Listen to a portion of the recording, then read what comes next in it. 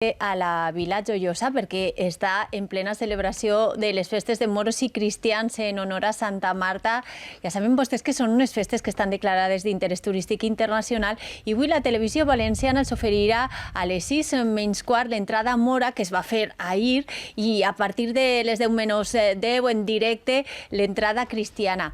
Marcos Zaragoza és l'alcalde de la Vila Joiosa. Bon dia. Hola, bon dia, què tal? Com esteu? Sabem que està un poc afectat de la gola. Com està transcorregent la festa, alcalde? Sí. Doncs molt bé, el dia 24 van començar les entrades de totes les companyies, de les bandes de música, una part fonamental de la nostra festa. I bueno, ahir va ser l'entrada, com bé heu dit, l'entrada mora, que va ser espectacular. Jo convido a tots els clients de punt que vegen esperar els desfiles i bueno, tenim el desfile cristià, que també és un desfile prou espectacular. Esperar de l'entrada cristiana d'esta nit. Bueno, la veritat és que els pirates corsaris són el reinat, ostenten el reinat. Ahir van ser els moros del Rif i bueno, la veritat és que a les 9 de la nit comença una entrada que és prou espectacular. Com heu dit, el nostre acte central és el desembarcament moro que es produeix demà per la nit, la matinada del dissabte al diumenge, ací a les platges de la vila, però tenim dos actes previs, que són les entrades mores i l'entrada cristiana, que crec que són dignes de ser visitades per tot el món. Anem a deixar-lo, només volem preguntar-li una qüestió més. De festes de moros i cristians hi ha moltíssimes arreu de la Comunitat Valenciana, sobretot en les comarques alacantines. Quin és el tret diferencial de les festes de moros i cristians de la vila?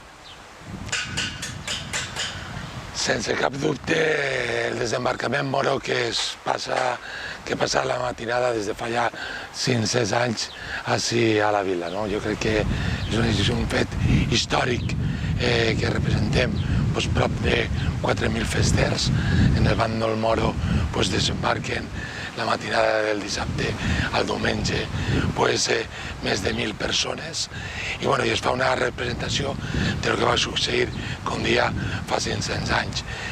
I és prou espectacular, és una nit de foc, és una nit de molta emoció i jo vos convido també a que vegeu aquest acte, perquè és aquest acte el que mos ha fet ser festes d'interès turístic internacional i és aquesta diferenciació respecte a altres.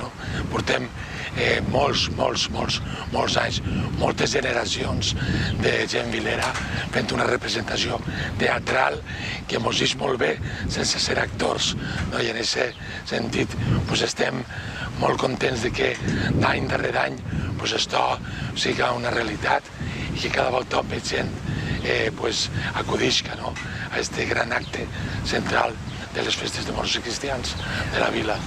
Doncs moltíssimes gràcies per atendre'ns, que acabe de disfrutar vostè i tots els vilers que acudisquen d'aquestes festes.